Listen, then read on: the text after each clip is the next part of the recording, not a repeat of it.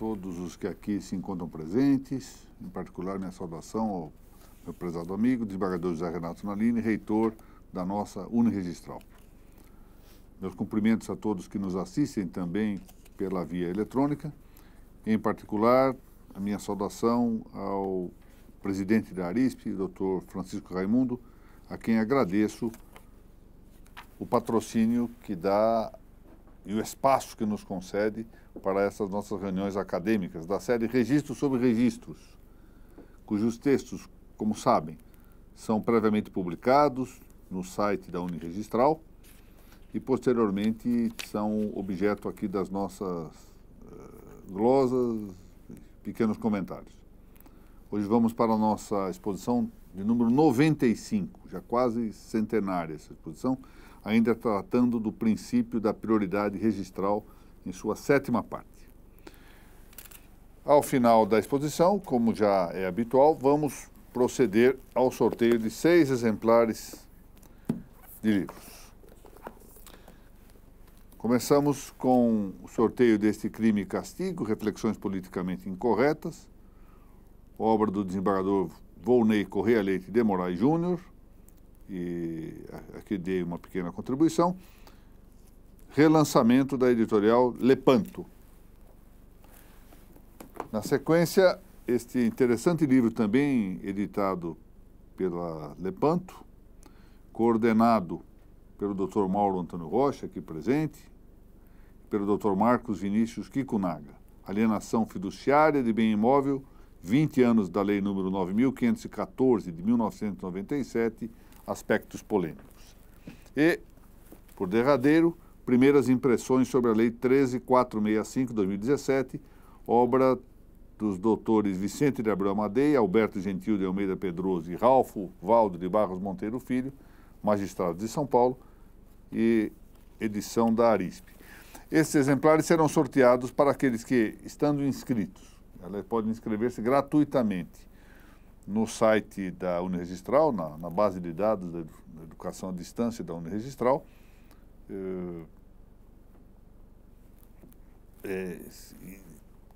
Tenho assistido pelo menos 4, 5 aulas dessas 95, que, de certo modo, não fala bem da importância desse nosso curso. Mas, enfim. E também vamos sortear outros 3 livros. Estes últimos, para aqueles que compartilharem a nossa exposição publicamente durante o seu transcurso. Inicialmente, o Vademecum Cartório 2018, organizado muito competentemente pela Laura Contreira Porto, e hoje a Laura falta à nossa reunião aqui, em virtude do estado de saúde do pai dela, mas que a quem transmito aqui meus votos de pronta recuperação. Também organizou, ou coorganizou este Vademecum, o Dr. Pedro Henrique Martins Bragato e o Dr. Rodrigo Pacheco Fernandes, que esporadicamente participam também das nossas reuniões. Isso é uma obra publicada pela editora Primos, de Descalvado. E, na sequência, os 2 tomos do Registro de Imóveis Princípios, da série Registros sobre Registros, também editados pela Primos, de Descalvado. Muito bem. Nós vamos tratar, eu pediria só uma gentileza, porque eu não vejo aqui o... Isto, pronto. Isto, por favor. Nós vamos tratar em continuação do princípio da prioridade registral, e aqui é preciso esclarecer um tantinho por que incursionamos em matéria de direito positivo brasileiro. O nosso curso tem a pretensão de voltar ao que se pode considerar como uma verdadeira jurisprudência, ou seja, uma jurisprudência doutrinária. A melhor expressão de jurisprudência não é a jurisprudência pretoriana. Sempre, classicamente, jurisprudência significou ciência do direito. E ciência só se faz do universal. Portanto, quando nós nos detemos no plano da dogmática, não fazemos ciência. Fazemos algo importante? É verdade. É relevante para a vida pátria? É relevante. Só que basta uma pequena caneta do legislador ou uma votação ativista para uma lei perder completamente a sua importância. Já a doutrina não, a ciência por ser algo universal tem uma aplicação genérica e independentemente das situações transitórias e dos condicionamentos locais. De toda sorte, isso não pode ficar num mundo idealista, nós precisamos verificar também, no nosso caso brasileiro, e o nosso público é um público brasileiro, esse é o nosso auditório, como é que essa ciência opera de maneira eficaz, se é que ela opera. Nós somos sujeitos também a esses condicionamentos circunstanciais para verificar até que ponto as muitas e variáveis diretrizes compatíveis com o saber científico se aplicam em concreto. Vamos dar um exemplo. Se é melhor adotar o fólio real ou o fólio pessoal, isso é um problema local, problema de circunstância histórica. Ou seja, o direito positivo, já isto é uma passagem muito interessante que está nas etimologias de Santo Isidoro, dizendo isso, o direito positivo é resultante de circunstâncias históricas, muitas vezes. Ou seja, ele há uma base geral que deve ser aplicada, mas não é por natureza que deva ser de um jeito ou de outro. Cabe à parte científica do saber jurídico verificar quais são esses elementos gerais. Mas contemplar também as alternativas ou as várias opções. E essas opções são ditadas frequentemente pela historicidade, pelos dados sociológicos, pelos costumes, etc. Então, um exemplo que salta aos olhos. Que o homicídio seja proibido, que não se possa matar o inocente, é uma norma universal. Mas qual pena aplicar? Isso não está na natureza. Então, nós vamos ter que verificar, conforme as circunstâncias históricas, circunstâncias de costumes, circunstâncias das culturas, etc., se deve ser aplicada a pena de 10 anos, de 15, de 20, de 2, não importa quanto, mas conforme as circunstâncias históricas. Então, tratamos de fazer, de algum modo, isto, ou seja, apanhamos aqui dados universais e aclimamos estes dados universais à situação histórica, mais do que isso, a realidade atual, circundante do direito brasileiro, da cultura brasileira. No nosso caso, significa Lei 6.015. Então, assim, explico a razão pela qual, sem recair em nominalismo, que é justamente aquilo que eu combato, venho combatendo desde o início do nosso curso, eu possa aqui tratar do direito posto. Muito bem. Parece, digo eu aqui, de todo razoável que não se possa aplicar, isso é o que nós terminávamos de dizer na aula anterior, que não se possa aplicar a prenotação registral o que dispõem os artigos 219 e 220 do Código Brasileiro de Processo Civil. Artigos estes que estão conformes com os prazos prescricionais. Lembremos-nos que nós, na aula anterior, fazendo coro com a doutrina praticamente pacífica no Brasil, entendemos que o prazo de prenotação é de decadência.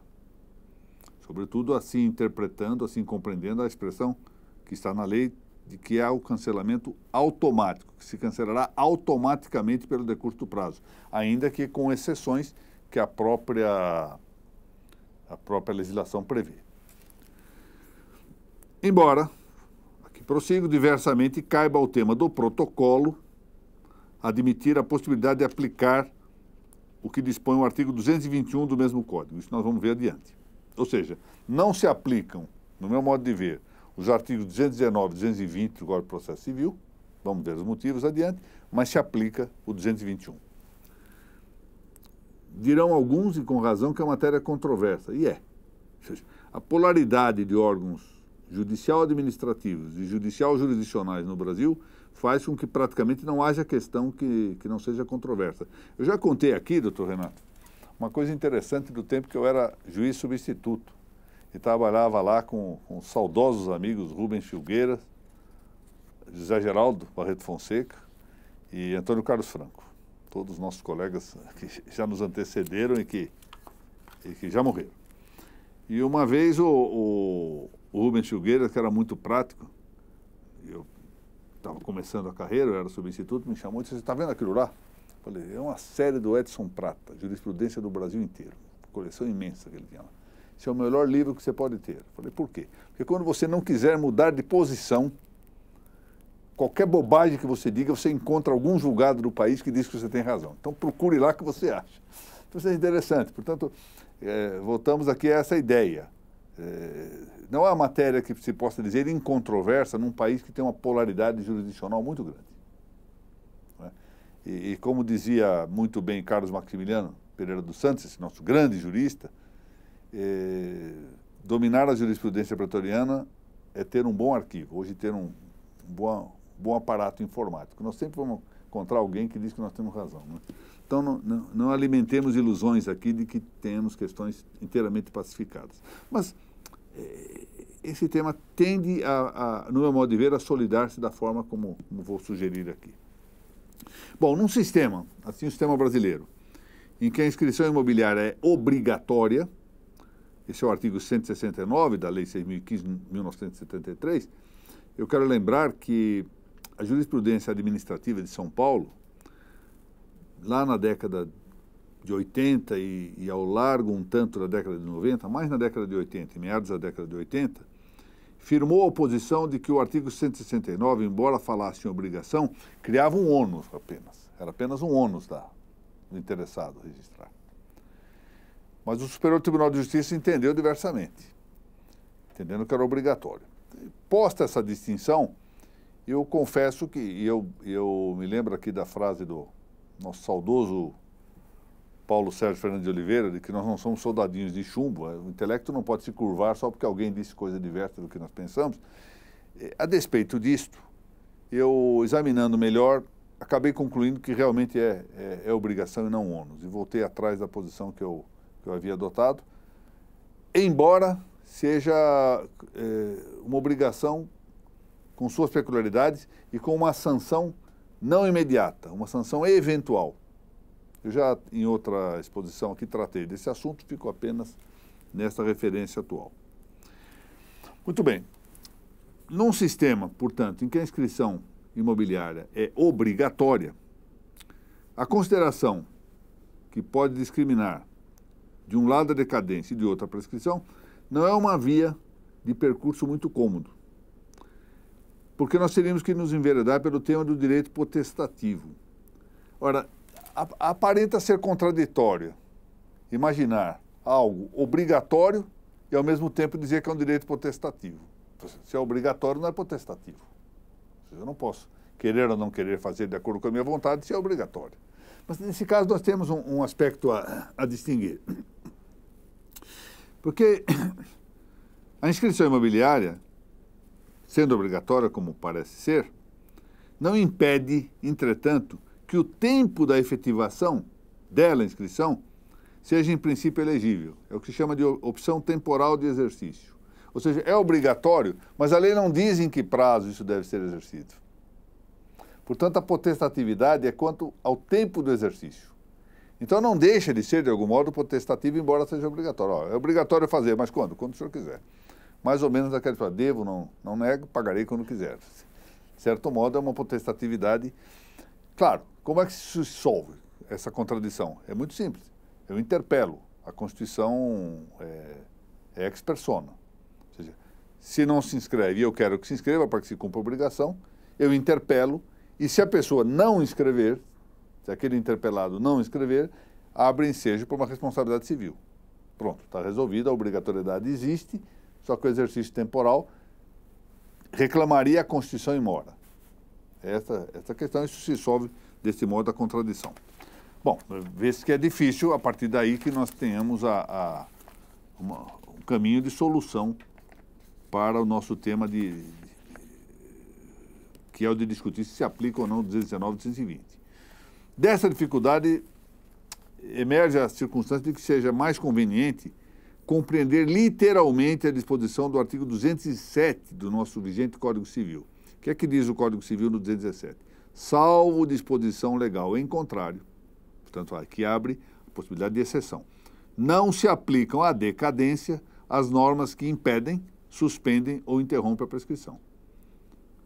Ora, já aqui se vê, portanto, que a regra é não se aplicar à decadência as normas relativas à interrupção, impedimento e suspensão da prescrição. Em regra, mas a própria lei prevê a possibilidade de exceção. De modo que nós aqui podemos reconhecer, em vista do caráter correntio, rotineiro, ordinário, comum, do impedimento, da suspensão e interrupção, a excepcionalidade legal de eventos suspensivos ou interruptivos da caducidade, o que atrairia, pois, uma compreensão estrita. Por quê? Porque, sendo exceção, deve compreender de maneira bastante restrita. Isso é uma exceção.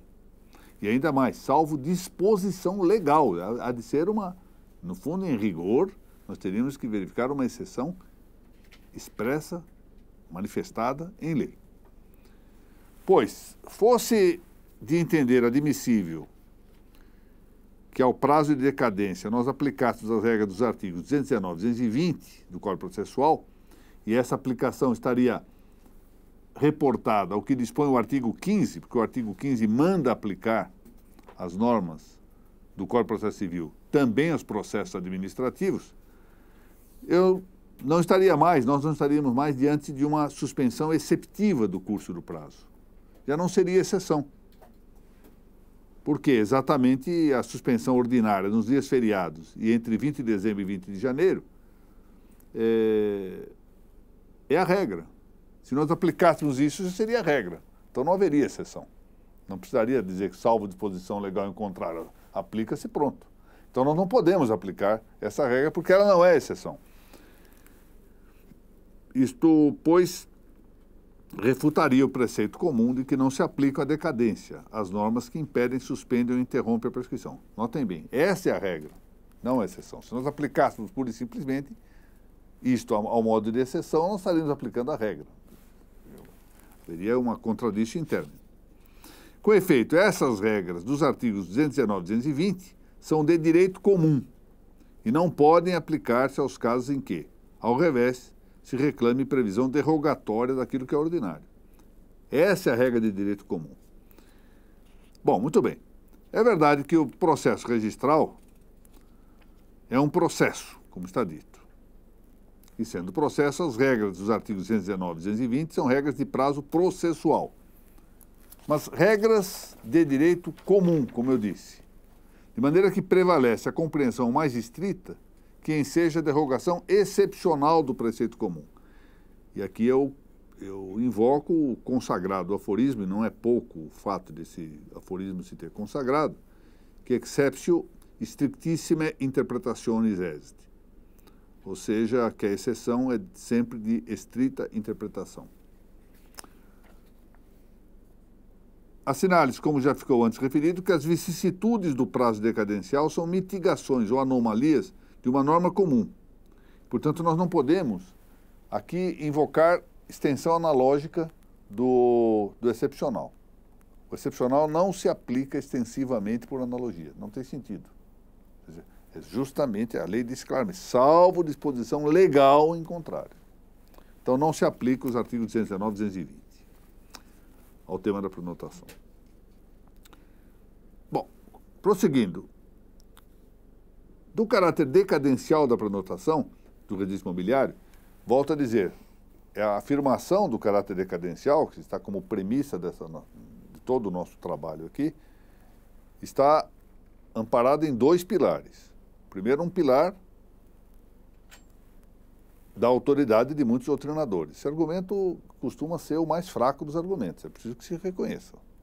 Mas é um argumento, tem que ser considerado. A falta de melhor versão prevalece a indicação da autoridade, porque a autoridade tem a seu favor a presunção inicial do acerto. Quem queira demonstrar o desacerto da autoridade é que deve esforçar-se nessa contra-argumentação. E não houve contra-argumentação bastante. Então, temos esse argumento. E um argumento adicional, insisto nisso, é expressivamente literal, com o fato de que a lei determina o cancelamento automático, ipso fato da prenotação após o decurso do prazo legal de sua validade, de sua eficácia. Em todo caso, não se pode, num plano científico, dizer que isto está imune a eventuais discussões. Ou seja, o caráter da presunção resulta do predicado de estar essa presunção sujeitada, essa prenotação sujeitada a um tempo extintivo de direito posicional. Porque lembre-se dessa afirmação, estar no protocolo é ter um direito de posição. Direito posicional é a minha posição prevalecendo sobre posições posteriores na cronologia da prenotação. Não só sobre essa, também sobre supostas posições extra-registrais, extra-tabulares, que estejam fora do registro. Portanto, é um tempo extintivo do direito posicional e, igualmente, da prioridade aquisitiva, ambas resultantes do protocolo registrário. Eu tenho um direito posicional e tenho uma prioridade de aquisição, porque levei o título ao protocolo. Daí deve extrair-se o consequente de que o prazo dessa prenotação apenas pode suspender-se de modo exceptivo, ou seja, dentro, efetivamente, na bitola das ressalvas legais estritas. E por isso, conclui-se, ao contrário do que prevê o artigo 219 do Código de Processo Civil, que o seu curso deve ser contínuo e não somente em dias úteis. Prazo contínuo, não se interrompendo nem se suspendendo em dias feriados, sábado, domingo, ou um feriado no curso da semana. Bom,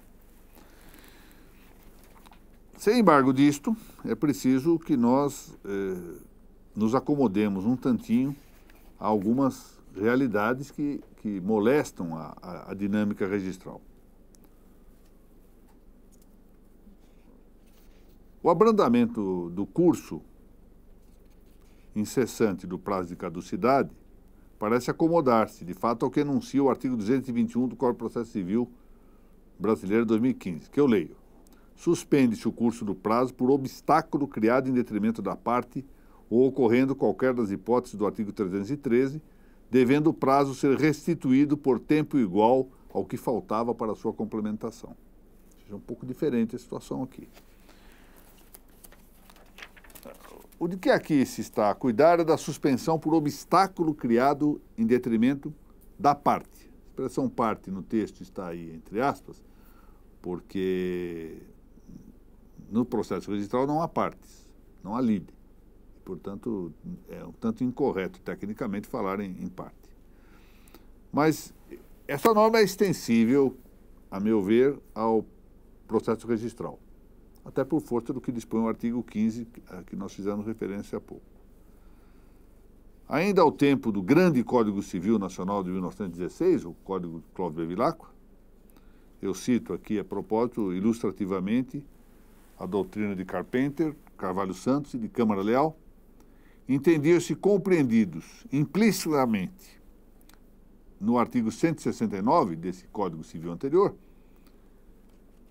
e esse dispositivo do 169 arrolava causas suspensivas do curso prescricional, os obstáculos judicial e legal, alistando-se a tanto o óbice da paralisação do funcionamento da justiça por motivo de calamidade pública. Por exemplo, peste, guerra, invasões de lugares onde se presta atividade, etc. E o do impedimento legal, por exemplo, uma intercorrente incapacidade absoluta de manifestação de vontade. Isso se dizia, esses autores tratavam à altura dos fatos que obstaculizavam o funcionamento da jurisdição. Mas parece perfeitamente extensível ao que ocorre no processo registral. Imaginemos que, recentemente, por exemplo, aqui em São Paulo, lá no 18º Registro de Imóveis, funciona ali na Avenida da Liberdade, está a doutora Aline, que exerce também funções na primeira vara de registros públicos, que é a Corregedoria Permanente do Cartório, não sei se estava à altura.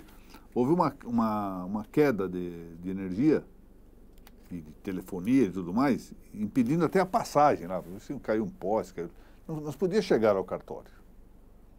Então, era um caso típico de obstáculo criado e tem que ser vencido de algum modo. Houve um obstáculo, efetivamente. Falemos aqui de motivo de força maior, causa fortuita, não importa muito a caracterização categórica do obstáculo. O fato é que houve um obstáculo objetivo, que não era mera dificuldade de prestação de serviço, mas impedimento da prestação de serviço. Então, neste caso, penso que é de reconhecer essa suspensão. Esses obstáculos podem empolgar o da caducidade da prenotação. Emanuel Domingos de Andrade fala em causa suspensiva do termo final. Interessante. Ele usa uma expressão correta. Causa suspensiva do termo final.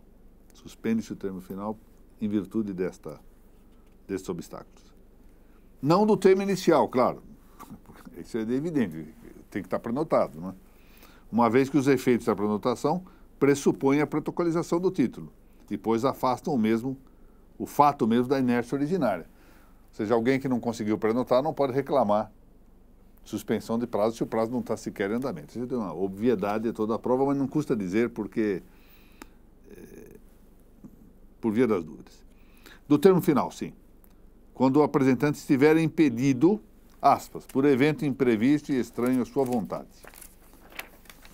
a agir por si ou por mandatário para sanear um título prenotado. Vamos ver aqui. Vamos considerar a conta de exemplo um caso em que o solicitante teve devolvido o título com a exigência de reconhecimento de firma. No último dia do prazo da prenotação, um motivo de força maior interdita o funcionamento do cartório. Então ele vai levar para o cartório, não, o cartório está fechado. Por quê? Estourou a caixa d'água, tem água em toda parte, não dá para entrar no cartório. Não pode ser prejudicado com esse obstáculo. Note que são fatos da vida, não é? E o direito é feito para isso, para que nós sejamos felizes.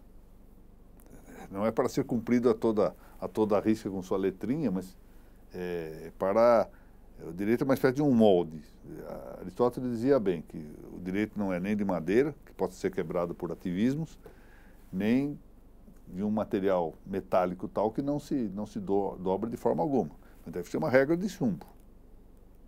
A regra da ilha de Lesbos, a que se referia Aristóteles, exatamente para moldar-se aos fatos. Não são os fatos que se devem martelar para dentro da norma, mas é a norma que deve, efetivamente, moldar-se ao fato a que se aplicar. Esse é um caso que me parece de uma evidência códice, ou seja, em si própria a evidência de que deve ser essa a solução justa para resolver um problema. Se está fechado, eu não posso ser atendido. Bom, perguntemos-nos então, quais os termini, a quo e adquem do prazo do protocolo tabular? Ou seja, qual o termo inicial e qual o seu termo final? As previsões, que elas são conformes, do Código Civil e do Código de Processo Civil brasileiros vigentes, artigo 131 e artigo 224, respectivamente, diz o 131 do Código Civil, salvo disposição legal ou convencional em contrário, computam-se os prazos, excluído o dia do começo e incluído o do vencimento. E o 224 do Código de Processo Civil, salvo disposição em contrário, os prazos serão contados excluindo o dia do começo e incluindo o dia do vencimento. É a mesma norma. Pareceriam confortar o entendimento de que o termo a quo, inicial, da contagem do prazo do protocolo do registro predial fosse o imediatamente posterior ao dia do registro protocolar, ainda que esse último recaísse em feriado. Ou seja, exclui o dia do começo. Sempre assim. Todavia, vejam como o direito exige uma compreensão sistemática da normativa. Nós temos que considerar aqui a circunstância, que é muito relevante, de que o artigo 1246 do mesmo Código Civil diz: o registro é eficaz desde o momento em que se apresentar o título oficial do registro e este o prenotar no protocolo. E não se pode ignorar que a prenotação é eficaz desde o tempo da protocolização e não a partir do seu dia posterior. E assim já era no Código Civil anterior, artigo 534. Muito bem.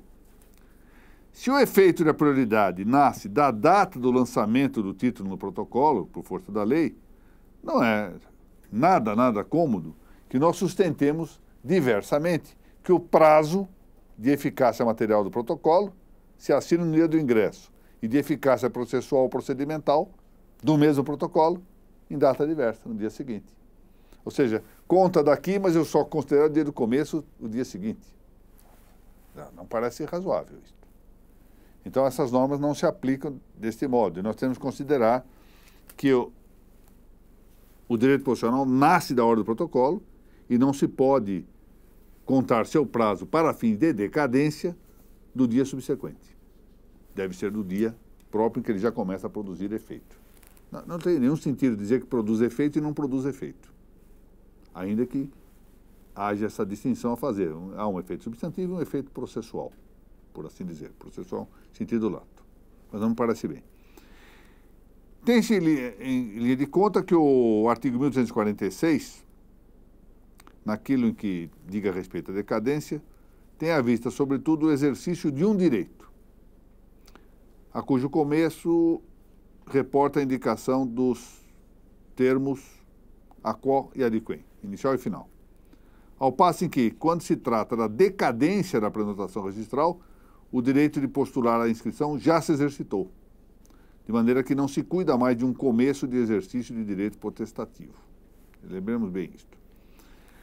Muito possível é que, de fato, a concessão de um pouco mais de tempo para a qualificação registral tenha estimulado a orientação dos que afirmam excluir o dia do começo na contagem do prazo. Na verdade, especialmente diante de um mundo que reclama celeridade em tudo, né, também se quer o registro fast. Vamos lá, temos que fazer o fast em tudo. Então, rapidamente tudo, e diante dessa premência e agudeza do tempo, aqueles que são obrigados a qualificar títulos tentam o mais possível ganhar alguma sobra de tempo. É razoável, eu compreendo essa angústia registral, por assim dizer. E por isso sustentam que não, então vamos deixar excluir o dia da apresentação, começamos a contar o dia seguinte, para assim ganhar um pouquinho mais de tempo para a qualificação. Mas não parece que esteja bem. Considere-se a título exemplificativo. Não, vamos tirar, tem 2 títulos aqui, tá vendo? E o segundo, mudemos de um título, um instrumento. Pronto. Aí resolvemos evitar 2 vocábulos iguais na mesma frase. Com efeito, considere-se a título exemplificativo um instrumento apresentado ao protocolo numa quinta-feira santa. Portanto, em plena Semana Santa, na quinta-feira que antecede o dia da Paixão, e isso se faz pouco antes do encerramento do expediente cartorário, pouquinho antes. Se o expediente é 17 horas, como é que está aqui em São Paulo, doutora Aline? Que horas que fecha aqui? O expediente? 19 horas? Não, para atendimento público? 16 horas. 16 horas. Do registro? Do registro de imóvel, 16. 17, não. Do registro de imóvel, 16 horas. A doutora Ellen e a doutora Simone me farão a gentileza de indicar, qualquer dia desse, a que horas fecha na Bahia. E já se tem 4 dias a menos, se nós considerarmos que na quinta-feira santa fecha às 17 horas, 4 dias a menos para a não rara difícil tarefa de qualificação. Sexta, sábado, domingo. Não é? A matéria segue controversa na jurisprudência doutrinária. Mas se considerarmos que todos os títulos devem, no protocolo, receber o número de ordem que lhes competir em razão da sequência rigorosa de sua apresentação, artigo 182, número de ordem que se deve repetir em cada título com a data de sua prenotação, 183, número de ordem, enfim, que determinará a prioridade do título e a prioridade, por sua vez, a preferência dos direitos reais, 186, parece mesmo mais razoável que nós consideremos que o prazo do artigo 138 se conte tanto que protocolizado o título, ou seja, da data mesma da prenotação, momento de que emergem as repercussões substantiva e formal do protocolo. Então, a meu ver, não se aplica a regra que determina a contagem do prazo com exclusão do dia do começo.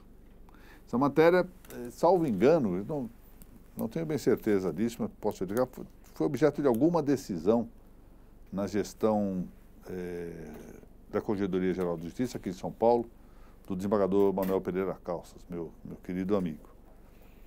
E eu tenho a impressão que foi no sentido diverso deste que eu estou aqui indicando. Bom, na próxima semana vamos dar continuidade examinando o termo adquem da prenotação. Bom, ao encerrar-se hoje a nossa exposição, eu queria mencionar que, atendendo a um generoso convite do Colégio Notarial do Paraná, colégio ex-presidido pela tabeliã doutora Mônica Dalla Vecchia, esposa de meu querido amigo desembargador Fábio Dalla Vecchia, eu vou a Curitiba falar ali em um congresso, workshop, na verdade, sobre um tema delicadíssimo, a distinção entre a função prudencial do notário e a função técnica do mesmo notário. Tema delicado porque, além do ponto de vista teórico, não ser fácil distinguir essas funções, há aspectos mais claros, outros um pouco mais obscuros, mas certas, por assim dizer, zonas cinzentas. Do ponto de vista prático, é hoje um assunto com extremas repercussões. Eu mencionei na semana passada, esse é um dos aspectos que me entusiasmaram a retomar esse tema. Eu estive lá no congresso muito bem organizado de Bento Gonçalves, eu até parabenizo publicamente o meu estimado amigo João Pedro Lamana Paiva pelo congresso de Bento Gonçalves, o Dr. Renato Nalini também lá esteve, muito bem organizado aquilo, né? A brilhante palestra do Dr. Nalini na ocasião, sobre a quarta revolução industrial. Mas queria dizer o seguinte, lá na manhã do dia, justamente antecedendo a minha palestra, houve uma brilhante conferência de um jovem, e, na verdade, uma conferência que estimulava a empresa de que esse jovem era membro a utilizar os meios técnicos no ambiente das notas. E com toda razão, ele mostrou, dominava perfeitamente a matéria e mostrou bastante bem a importância dos meios tecnológicos para a segurança, que haveria praticamente não há riscos. O risco é tão pequeno de fraude ou de perda documental que se pode considerar negligenciável. Muito bem. Mas acontece que, em determinado momento, eu acho que ele se deu conta de que estava falando para um congresso de notários e precisava encontrar um jeito de manter ainda a utilidade do notário. Porque se a documentação pela via eletrônica é tão segura a ponto da desnecessidade da fé pública, para que notário? Então, ele saiu-se com essa achei interessante. Disse, não, mas de modo algum podemos desprezar o notário, porque eu acho que até a assinatura do notário nesse documento, que é perfeitamente seguro, acho que será útil. Ou seja, o notário passou a ser considerado nessa via alguém que assina um documento que já tem segurança bastante, acrescentar um dado a mais, algo assim como aqueles nossos carimbos, doutor Renato Nalini. Coloca o seu carimbo aí embaixo, para garantir um selinho a mais. Nós aqui no Brasil, ela é uma coisa muito típica da América Hispânica, gostamos muito de selo e carimbo, né? Toda parte tiver selo e carimbo, vai tudo muito bem. É claro que o notário não pode ser reduzido a isto. Então, na verdade, a impulsão, quando eu voltei de lá, eu sugeri à presidência do Colégio Notarial do Paraná 2 temas, torcendo para que se quisesse este. E, de fato, foi o que o Colégio Notarial do Paraná preferiu. Porque esse é o motivo prático desse momento, mostrar que o notário não é um amanuense de documentos, ou seja, ele não é um produtor de documentos, ele também produz documento, também, mas antes disto ele exerce uma função prudencial. E eu quero ver se faço a distinção até para justificar, em vista de contemporâneas recorrências nos ataques habituais que sofrem as atividades registradas e notariais, ainda ontem vimos algo disso na grande imprensa, mostrar a importância dessas entidades, num momento em que elas são atacadas exatamente por um conluio entre visões interventivas, estatalistas, socializantes, e de um liberalismo que adora fazer enlaces, ou seja, o capitalismo de enlace. É ótimo ser capitalista se eu tiver monopólios garantidos por governos socialistas. Então, esse momento é um momento que me parece, à margem de qualquer opinião do ponto de vista meramente economicista, que nós devemos combater em prol das instituições que são os grandes custódios da liberdade do nosso povo, que são os cartórios de notas e de registros. O primeiro, grande defensor da autonomia privada, grande via para a autonomia privada, e o segundo, grande conservador das nossas propriedades imobiliárias e dos direitos reais imobiliários, que são um verdadeiro obstáculo contra a ganância empresarial e financeira, seja essa ganância exercitada por governos, seja exercitada por particulares. Portanto, espero que eu me saia bem nesta minha pequena palestra de Curitiba, embora, conhecendo os meus pés, eu tenha dúvidas sobre isso. Bom, vamos então aos poucos compartilhamentos hoje, 49 compartilhamentos. Você sabe o que é isso? É falha da grande líder registral, doutora Thaís Morcelli Castelo Branco. Quando ela falha em produzir e fazer propaganda, o resultado é 49 compartilhamentos só. Mas vamos lá para o resultado dos sorteios.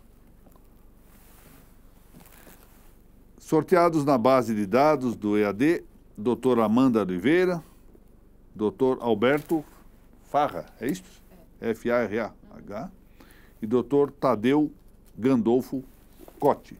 Então, pela ordem, doutora Amanda Oliveira, doutor Alberto e doutor Tadeu Gandolfo Cotti.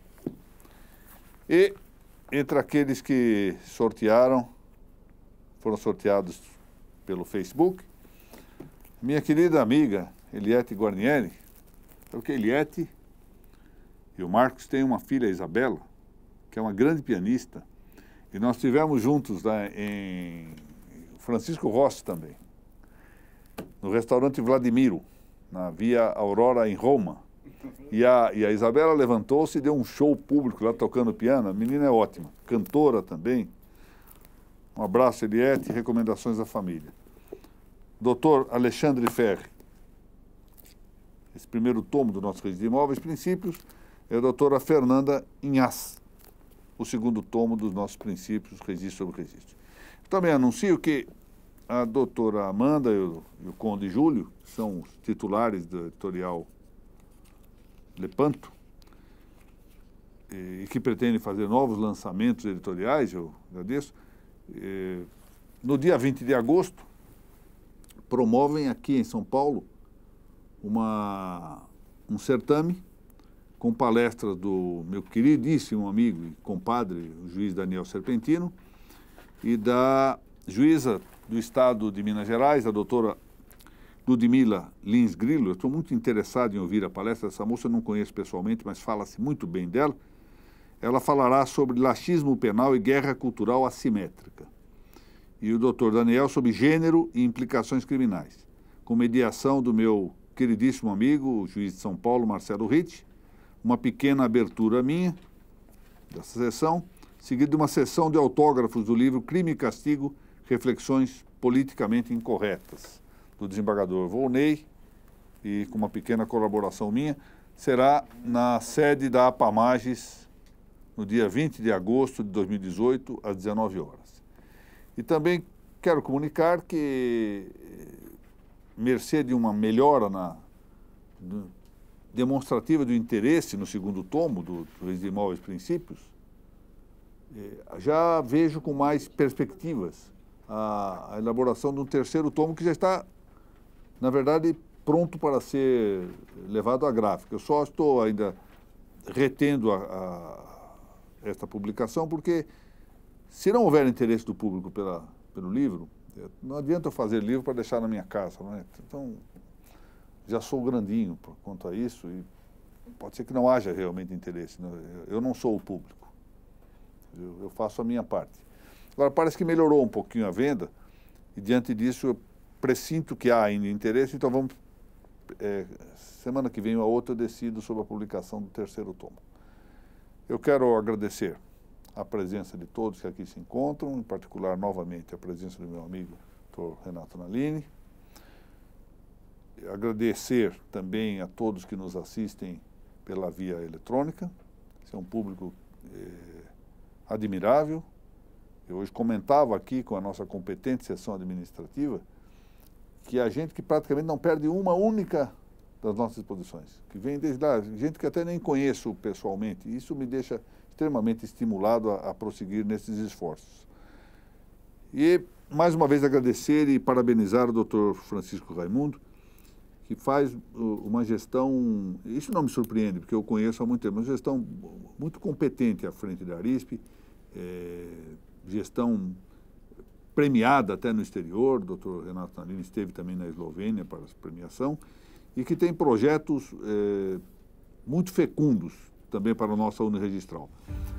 E a prova, o sinal dessa fecundidade está exatamente na circunstância de ter convidado o Dr. Renato Nalini para assumir a reitoria desta entidade acadêmica. Muito obrigado e, se Deus permitir, voltamos na semana que vem.